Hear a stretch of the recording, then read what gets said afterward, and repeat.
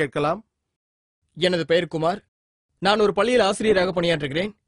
எனது கேள்வி என்னவென்றால், நான் இலங்கை மற்றும் இந்தியாவில் முஸ்லிம்கள் பல பிரிவுகளா இருக்கிறத பார்க்கிறேன். இஸ்லாம் மார்க்கம், புனித திருக்குரான் மற்றும் சஹீஹான ஹதீஸ் என்ற இரண்டை மட்டும் அடிப்படையாக கொண்டு அமைந்தது தானே?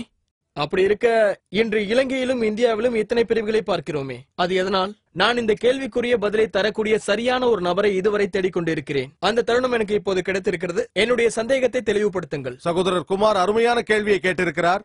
மிகவும் முக்கியமான கேள்வி.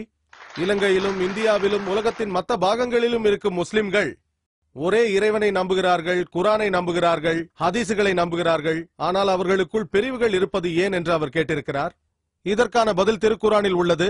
சூரா ஆல இம்ரான் அத்தியாயம் 3 வசனம் 103. அது சொல்கிறது, அல்லாவின் கயிற்றை உறுதியாக பற்றி பிடித்துக் கொள்ளுங்கள். அல்லாவின் கயிறு என்றால் எல்லாம் வல்ல இறைவனின் கயிறு திருக்குரான் தான். இறைவனின் கயிறை, அல்லாவின் கயிறை பற்றிக் கொள்ளுங்கள் என்று திருக்குரான் சொல்கிறது. திருக்குரானையும் ஹதீசுகளையும் பற்றிக் கொள்ளுங்கள், அப்பொழுது பிரிவினை இருக்காது. ஆகவே இஸ்லாத்தில் பிரிவினை என்பதே கிடையாது. மேலும் திருக்குரான் சூரா அல் அன்ஆம் அத்தியாயம் 6 வசனம் 159, ஓ நபியே, இந்த இஸ்லாம் மார்க்கத்தில் யாராவது பிரிவு பிளவுகளை உண்டு பண்ணினால் உமக்கு அவர்களோடு எந்த சம்பந்தமும் இல்லை என்கிறது. அவர்களை நியாய தீர்ப்பு நாளன்று அல்லாஹ் பார்த்துக் கொள்வான் என்கிறது. எனவே இஸ்லாம் மார்க்கத்தில் பிரிவுகள் பிளவுகளை உண்டு பண்ணுதல் விலக்கப்பட்ட செயலாகும். இது போன்ற பிரிவுகளும் பிளவுகளும் இருப்பதால் தான் அநேக முஸ்லிம்களை வெவ்வேறு பெயர்கள் கூறி அழைக்கிறார்கள். ஆனால் சரியான பெயர் என்னவென்றால் முஸ்லிம் மட்டும்தான். எல்லா முஸ்லிம்களும் திருக்குரானை பின்பற்ற வேண்டும், சஹீஹான ஹதீசுகளையும் பின்பற்ற வேண்டும். எந்த அறிஞராவது ஏதாவது சொன்னால் அது திருக்குரானோடும் ஹதீசுகளோடும் ஒத்துப்போனால் அதை பின்பற்றுங்கள். ஒத்துப்போகவில்லை என்றால் அதை தூக்கி எறிந்து விடுங்கள். வெவ்வேறு அமைப்புகளை உருவாக்க யாராவது கல்வித்துறையில் சேவை செய்ய வேண்டும் என்று ஆசைப்பட்டால், சமயங்களிடையே சேவை செய்ய வேண்டும் என்று ஆசைப்பட்டால், ஏழைகளுக்கு சேவை செய்வதற்கு அமைப்புகளை ஏற்படுத்திக் கொள்ளலாம். எந்த பிரச்சனையும் இல்லை. அதில் பிரிவுகள் இருக்கலாம். ஆனால் ஒரு மதமாக, ஒரு மார்க்கமாக அதில் பிரிவுகள் இருக்கக்கூடாது. எந்த விதமான பிளவுகளும் இருக்கக்கூடாது. திருக்குரானும் அதையே தான் சொல்கிறது. நமது அன்புக்குரிய நபிகள் நாயகம் அவர்கள் ஹதீஸில் சொல்கிறார். சூனன் திர்மிதியில் ஹதீஸ் எண் 171 அதில் அவர் சொல்லியிருப்பது, 73 பிரிவுகள் இஸ்லாமிய சமுதாயத்தில் ஏற்படும் என்று சொல்லப்பட்டிருக்கிறது. பிரிவுகளை உண்டாக்குங்கள் என்று அவர் சொல்லவில்லை. அல்லாஹ் உண்டாக்க கூடாது என்கிறான். நபிகள் நாயகம் அவர்கள் உண்டாகும் என்கிறார்கள். துரதிருஷ்டவசமாக முஸ்லிம்களான நமக்குள் பிரிவினைகள் உள்ளது. இறை தூதர் அது குறித்து முன்னறிவிப்பு செய்து விட்டார்கள். நபித்தோழர்கள் அவரிடம் கேட்டபொழுது அதற்கு அவர், இந்த பிரிவுகளில் ஒரே ஒரு கூட்டத்தினர் தான் சொர்க்கம் செல்வார்கள் என்று அவர்கள் சொன்னார்கள். அவருடன் இருந்த சஹாபாக்கள் கேட்டார்கள், யார் அது, யார் சொர்க்கத்திற்கு செல்வார்கள் என்று கேட்டார்கள். அதற்கு நபி அவர்கள், என்னுடைய வழிமுறைகளையும் திருக்குரானையும் பின்பற்றுபவர்கள் எவரோ அவர்கள்தான் என்றார். ஆனால் இன்று துரதிருஷ்டவசமாக நமக்குள் பல பிரிவுகள் வந்துவிட்டன. ஷியா, சுன்னி, ஹனஃபி, ஷாஃபி, ஹன்பலி, தேவ்பந்தி, பரேலவி. இறை தூதர் என்னவாக இருந்தார்கள்? திருக்குரானில் ஷியா, சுன்னி எல்லாம் கிடையாது. இறை தூதர் என்னவாக இருந்தார்கள்? நமது அன்பிற்குரிய முஹம்மது ஸல்லல்லாஹு அலைஹி வஸல்லம் அவர்கள் ஒரு முஸ்லிம். திருக்குரான் சூரா ஆல இம்ரான் அத்தியாயம் 3 வசனம் 64 சொல்கிறது, கால இன்னனி மினல் முஸ்லிமீன், நிச்சயமாக நாங்கள் இறைவன் ஒருவனுக்கே அடிபணிந்த முஸ்லிம்களாக இருக்கின்றோம் என்று நபியே நீங்கள் கூறிவிடுங்கள்.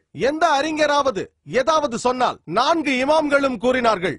இமாம் அபு ஹனிஃபா, இமாம் அஹ்மத் இப்னு ஹம்பல், இமாம் மாலிக், இமாம் ஷாஃபி, இந்த 4 மிகப்பெரிய அறிஞர்களும் சொன்னார்கள், என்னுடைய சொல் அல்லாவுக்கும் அவனுடைய ரசூலுக்கும் மாறுபடுமையானால் அதை தூக்கி சுவற்றில் எரியுங்கள் என்று சொன்னார்கள். ஆகவே நானும் இங்கு சொல்கிறேன், ஜாக்கிர் நாயக் இஸ்லாத்தை குறித்து சொல்லும் எல்லாமே பூஜ்யம்தான். நான் சொல்வது பூஜ்யம். நீங்கள் பின்பற்ற வேண்டியது ஹதீசுகளும் திருக்குரானையும். எனது எல்லா பதில்களும் திருக்குரானையும் ஹதீசுகளையும் அடிப்படையாக கொண்டது. அத்தியாயங்களையும் வசனங்களையும் வைத்து சொல்வேன். இந்த 4 மிகப்பெரிய அறிஞர்களும் அவர்களுக்கு மரியாதை செலுத்துகிறோம், அன்பு செலுத்துகிறோம். ஆனால் அவர்கள் பிரிவினை உண்டாக்க, பிளவு உண்டாக்க வரவில்லை. மார்க்கத்தை மக்கள் நன்றாக புரிந்து கொள்ள வேண்டும் என்பதற்காக வந்தார்கள். ஆனால் துரதிருஷ்டவசமாக பின்பற்றுபவர்கள் பிரிவினையை உண்டாக்கினார்கள். துரதிருஷ்டவசமாக எந்த அறிஞர் எதை சொன்னாலும் சரி, அது திருக்குரானோடும் ஹதீசுகளோடும் ஒத்துப்போனால் அதை பின்பற்றுங்கள், இல்லையேல் தூக்கி எறிந்து விடுங்கள். அல்லாஹ் சொல்கின்றான் சூரா அன்-நிசா அத்தியாயம் 4 வசனம் 59, அத்தியுல்லாஹ் அத்தியுர் ரசூல், அல்லாஹ்வுக்கும் அவருடைய தூதருக்கும் கீழ்ப்படியுங்கள்.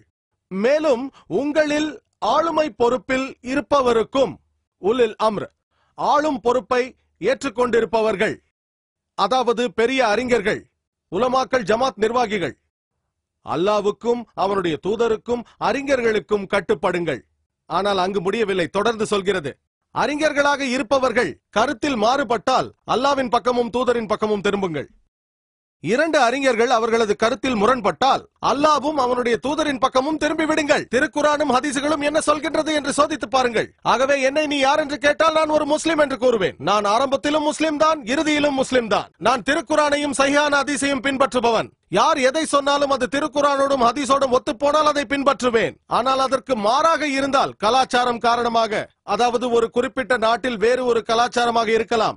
இந்தியாவில் வேறு கலாச்சாரம், இலங்கையில் வேறு கலாச்சாரம், பாகிஸ்தானில் வேறு கலாச்சாரம். ஆகவே கலாச்சாரத்தை பின்பற்றாமல் திருக்குரானை பின்பற்றுங்கள். படைப்பாளன் அல்லாவின் வார்த்தைகளையும் இறை தூதர் நபிகள் நாயகம் அவர்களின் வார்த்தைகளையும் பின்பற்றுங்கள். திருக்குரானிலும் ஹதீசுகளிலும் இல்லாத ஒரு விஷயத்தை நாம் அறவே ஏற்றுக்கொள்ளக் கூடாது.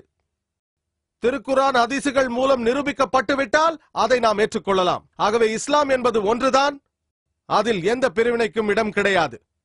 இதுவே எனது பதில்.